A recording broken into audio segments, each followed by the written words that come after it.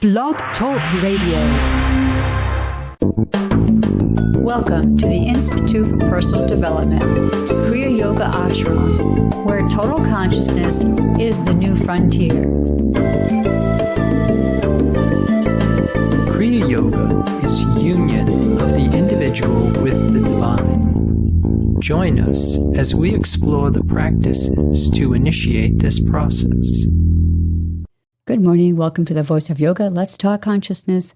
I am your hostess, Lisa Winton, and with me is Kenny Toy, also known as Swami Jayananda, founder of the Institute for Personal Development, located here in Hampton, New Hampshire. Good morning, Swami. Thank you for being here today. How are you? Good morning. I'm doing pretty good today. How about you? Well, I'm doing great today, too. Thanks for asking. And we'd like to thank you all for tuning in. Today in the Voice of Yoga, we will talk about John 9, verse 4 and 5. I must work the works of him that sent me while it is day. The night cometh when no man can work. As long as I am in the world, I am the light of the world. End of the quote. Spiritually, when one is in material form, is considered day, when individual salvation can be worked out. Night is when there is no form and no one can work. Listen as we explain the importance of the physical body in the unfoldment of consciousness. In this show, we will explore the choice given everyone to either slay the self or pierce the Christ. Welcome to the Voice of Yoga. We are talking consciousness. Join the Kriya Yoga Spiritual Advance to get the light in your soul and do the work of the one sending you. Swami, the title of today's show is No Spiritual Night Shift. And I'm maybe hoping that you can explain to us what this title should mean. Yes, spiritually speaking, the physical body is like a pass card, which enables an individual to upgrade to spiritual identity. The physical form is a diagram of the consciousness of an individual. Here we say consciousness is experience. And without the external picture, there's no way of knowing what we are conscious of. In this model, we use the physical body as a check engine light on the dashboard of consciousness. And in a similar way, Mary Baker Eddy taught Martha Wilcox to be faithful and orderly with the objects of sense in order to be receptive to the deeper things of the divine principle. So we really want to focus on the idea of having the opportunity when you are in a physical body. It is day. Doesn't matter what time or how old you are. What matters is when you have form, you have this pass card. It gives us the opportunity to work out our own salvation. So, Swami, what would that look like for us to do that during the day? I know we talk a lot about thinking and knowing. Can you give us an example? Yeah, see, what we have to understand is the physical body is a mental image. It is the outpicturing of the mortal mind. And so when you are working, like you say, with thought, our first strategy that we employ is skillful use of thought. Now, you also have to realize the body, the physical form, is a manifestation of that inner thought process. And so when you are working with these comprehensive clues, and of course you have very specific goals and objectives to the strategies that you are employing, then it gives you a better chance of attaining your result, as opposed to just working with belief all the time, or just working with thought. This idea of the mind-body complex, that the physical body is the diagram of the inner thinking process. And then, of course, the paradox of this whole thing, like we say in the opening, the idea of slaying the self or piercing the Christ. We really have to, at some point, surrender this personal sense of self in order to be able to be receptive to the divine principle. But it's a process. that we must master the mind-body complex. As we say in Kriya Yoga, you divide and conquer before you can unite and stand. There is preparatory work that must be in place. Oftentimes, I think, gets either neglected or we have a tendency, especially in America, to dilute everything, to Americanize it, which means we refine it. We take all of the important things out of it and we just keep the packaging, which seems to be exactly what we did with religion. All the rituals, the ceremonies, the ordeals, the ascetic practices that were designed to put this mind-body complex in a chrysalis have been put on the junk pile with the flat earth theory. We don't need that anymore. But then we're no longer growing psychologically and spiritually. We're chronologically aging and we're remaining in this underdeveloped state. And we have therapy where we go and we try and find relief to what's going on in our inner environment. But we don't really understand how things are working. All the guilt, the shame, the anger, the resentment, the blame, the emptiness and boredom that we're struggling with on a collective level is really a kickback from this unlived latent potential. We want to be whole. We want to be complete. But because we no longer have leadership, we don't understand this idea of now it is day and I must do the work of him that has sent me. We're surviving and we're struggling, but we're not growing spiritually. So Swami, so you said earlier that the physical body is like the check engine light on the dashboard of consciousness. So I understand that. I would assume also that we have to actually look at what it is that we are thinking also as an indicator of our level of consciousness as well. Oh, exactly. And one of the things that we start to learn that with thought and belief, we can actually make changes in the physical appearance. But what we're also learning is there are modes of thinking. There are 3 modes of mortal thought that we must again master and walk through the open door of revelation. Because our optimal position of thinking is really when we are no longer forming thoughts and opinions based on information coming through the material senses, and we are letting divine mind guide us from within. We let divine mind take over the scientific government of the body, because there isn't anything that we can do humanly that could even compare to what it is that we are capable of doing when we are under the government of divine law. Well, you had mentioned earlier the word process. So what does that look like when you say that we have to go through a process to be able to do the work during the day? One of the things that I notice consistently in spiritual communities today is you have all of these people declaring they are spiritually awakened, and yet they're still struggling with problems in the external world. Now, one of the indicators I work with is divine truth in consciousness must externalize as divine qualities. Life is perfect. It's whole. It's complete. Now, if you are still struggling with problems, there's a good chance that you have mistaken the impermanent for the permanent. You have bypassed some of these stages in development that are required. When you look at Kriya Yoga, even yoga in general today, most people think yoga is physical exercise. Now, that's one of a number of lifestyle strategies that need to be employed before what you are doing is called yoga. When yoga was codified, it was done so in 8 essential stages. That's an important discovery we must make about things. Say, for example, even reading the Bible.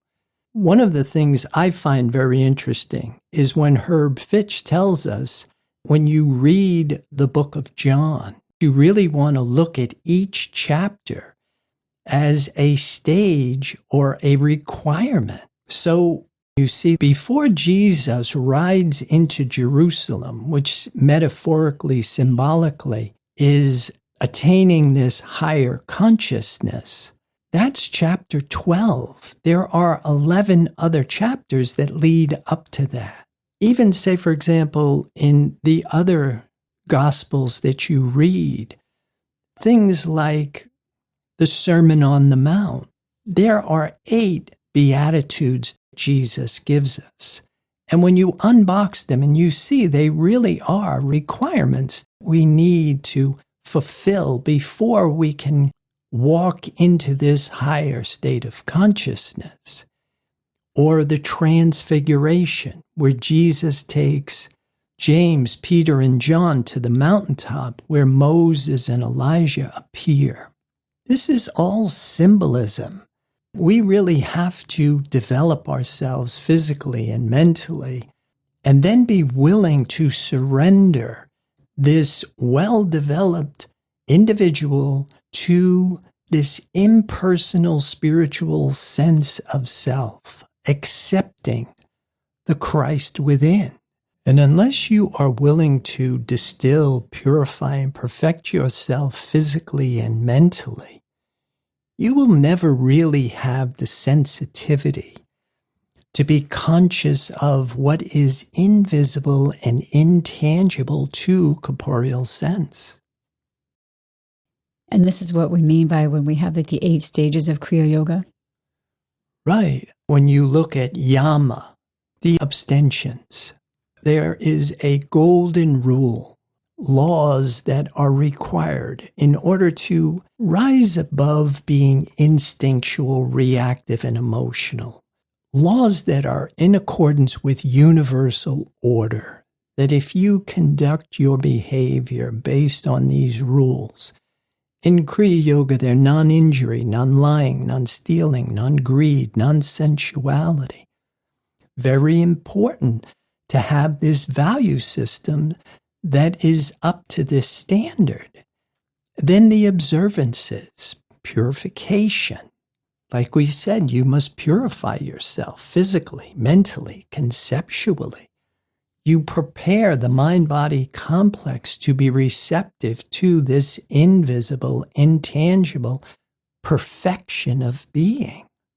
Asana, the physical postures, the shape, composition, condition of your physical form, how the segments of your body line up, the range of motion you have at the articulations. These are all important clues. Mary Baker Eddy called this educating thought up to spiritual apprehension. There's an inner wisdom of the physical body that helps us attune the mind-body complex to the perfection of being. And then pranayama, the science of the relationship between life-sustaining force number 1, thought, and life-sustaining force number 2, breath. And to be able to control your rate of thinking by controlling your rate of breathing. This is all relativity. And your first 4 stages of yoga are your practices. Now, your last 4 stages are process. The same practices that you employ, which will translate into a path of action, a path of knowledge, a path of devotion, will be practiced at a different level of consciousness. First, we divide and conquer. Then we unite and stand. The process begins with the separation of the mind from being individualized by the world mind, and then reconnecting it with divine mind. And that's the union. And without that union, then what you're doing is just a continuation of the same law of karma, the same belief in 2 powers. You're in the cycle of death and rebirth. There's no liberation. We're going to pause right here to hear a word from our sponsor. Listeners will be back with you in just a few moments. Kriya Yoga Asana class is a module fitting into the master plan, leading the practitioner to the experience of total consciousness by attuning the mind-body complex to the divine idea. A system of exercises designed to use the physical appearance to determine individual level of consciousness and degree of awareness, starting with the process of lengthening and strengthening muscles to bring bones into the position of internal support. We educate thought up to spiritual apprehension, because when spirit is cause, it calls into expression the beauty of holiness, making creation perfect. Mountain pose may not bring you truth in consciousness, but truth in consciousness must bring mountain pose. Visit the website www.ipdtransform.com. Namaste.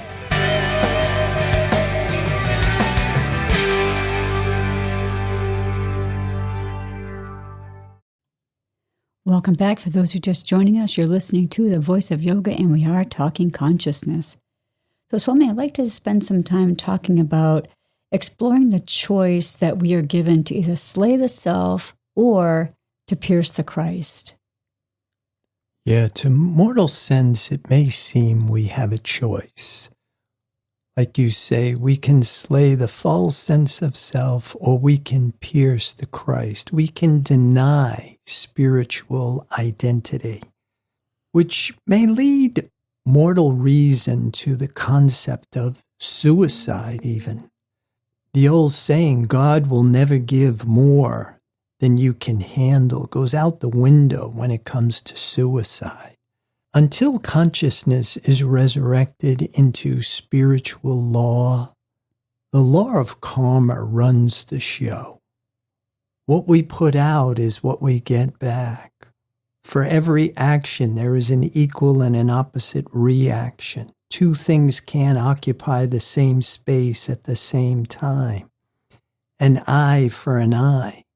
And if this sounds like your life, it may be time to repent.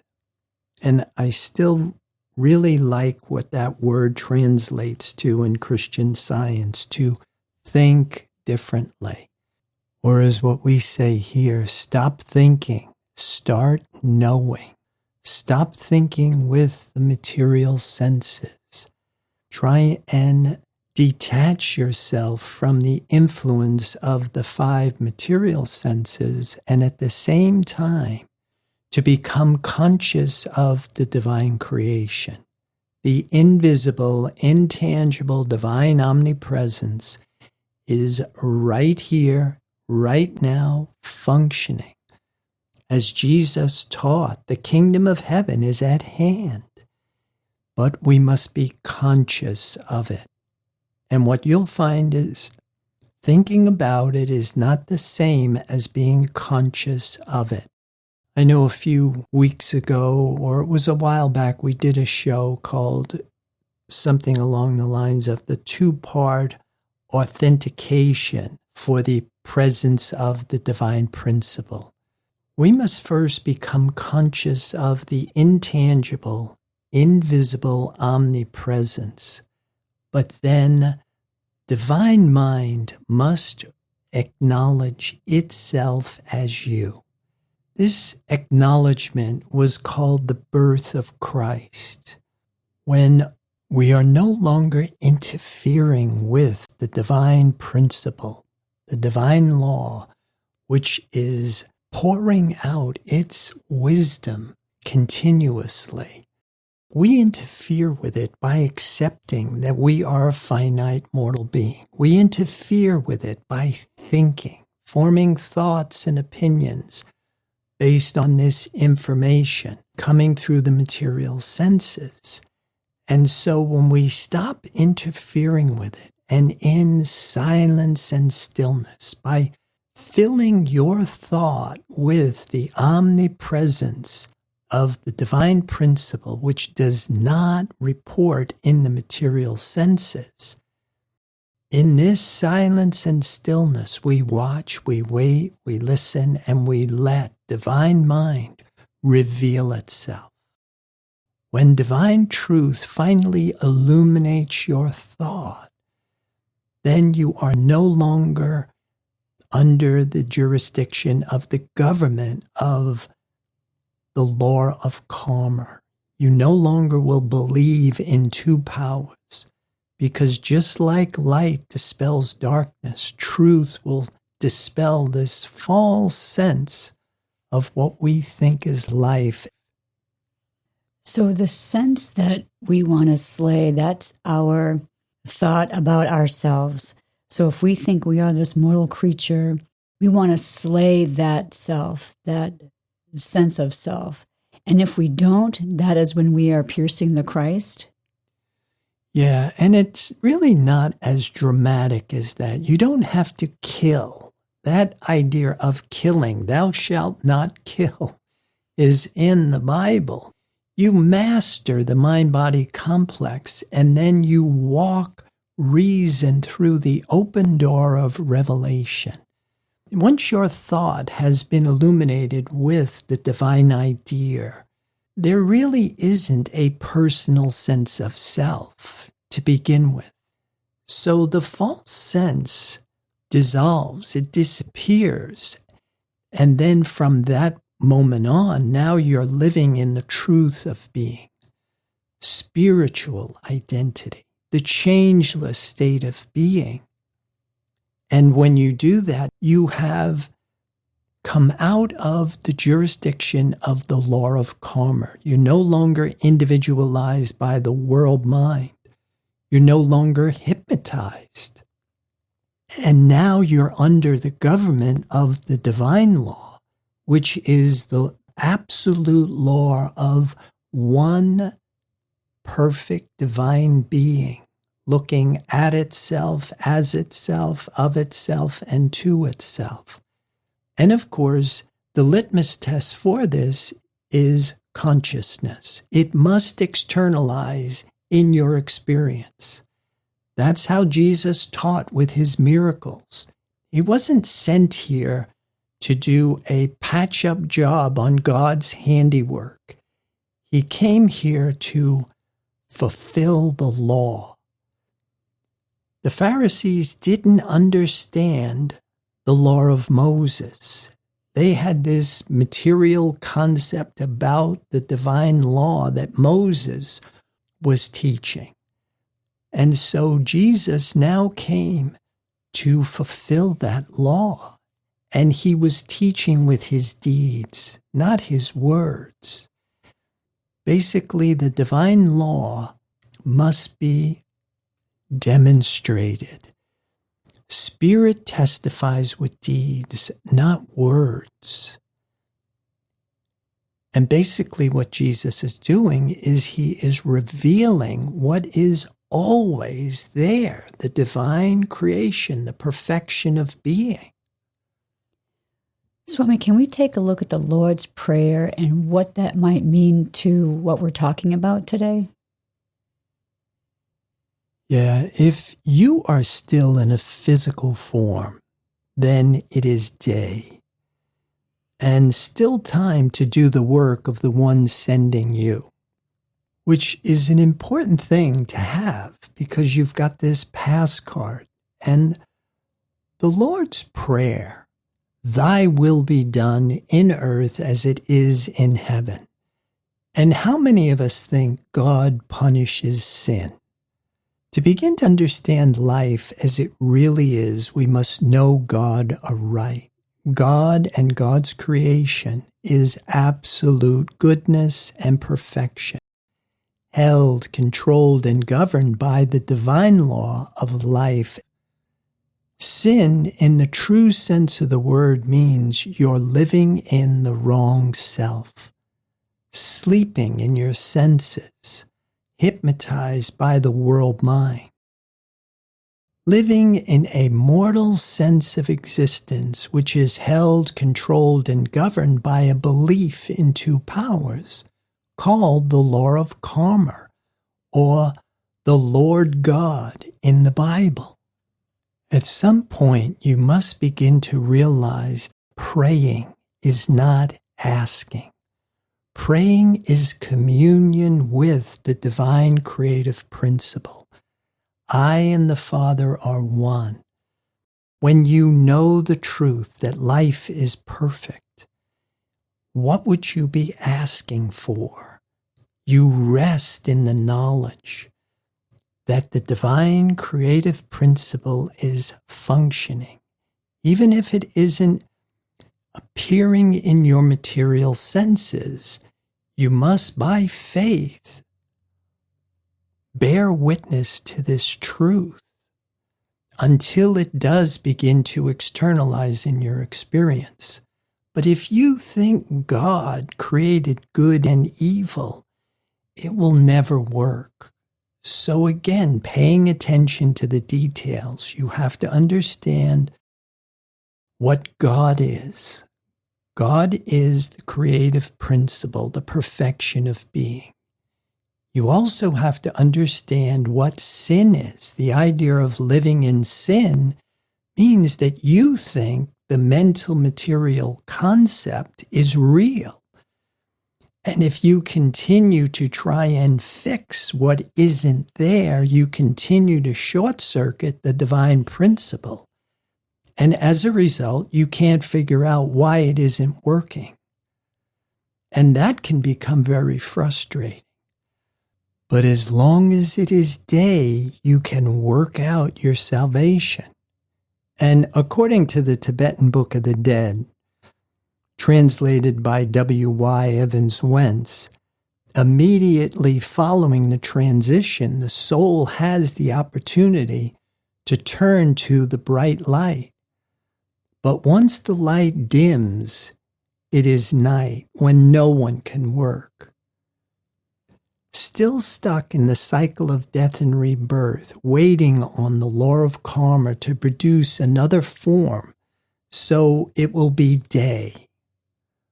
Most Western humans don't have a clue to the value of the physical body as a vehicle to transcendence. Immortality isn't on the radar, and the biggest misconception is we get it when we die. We have an excerpt written by Joel S. Goldsmith in his book, Consciousness Unfolding, and this is from chapter 12, and I'll read it. By understanding ourselves as truth and as light, we shall gain an entirely new idea of self. Then instead of being concerned with the appearance, we shall turn away from it and gain the spiritual idea that is the light of the world. We cannot reform, heal, or change whatever the human mind thinks of itself. Do not attempt to improve the old concept of self. Rather, gain the new idea that Jesus gave us 2,000 years ago. I am the way, I am the truth, I am the life. How can you destroy any of that? Swami, any thoughts? Yeah, I am the door. Very important to understand the mystical I. Oneness. One perfect divine life, looking at itself, as itself, of itself, and to itself. Or as Jesus said, if you love me, you will keep my commandments. The first commandment, thou shalt not have other gods before me. There's only one life, and it's perfect, whole, complete. The whole secret here is to know the truth. Life is perfect, and then without trying, striving, struggling, seeking, planning, or even asking, resting in the knowledge of that divine principle will take care of what seems to be an external physical experience. This ends our show for today. Listeners, be sure to visit the website www.ipdtransform.com. On any of the pages, when you scroll down, you'll see some buttons there that you can press to further your understanding. Swami, any final thoughts about today's show? Well, I would like to encourage people to join the Kriya Yoga Spiritual Advance, get the light in your soul, and do the work of the one sending you. Namaste. Thank you for listening to our program, The Voice of Yoga. This is Lisa Winton along with Swami Jayananda signing off. Have a wonderful Kriya Yoga kind of day. Namaste.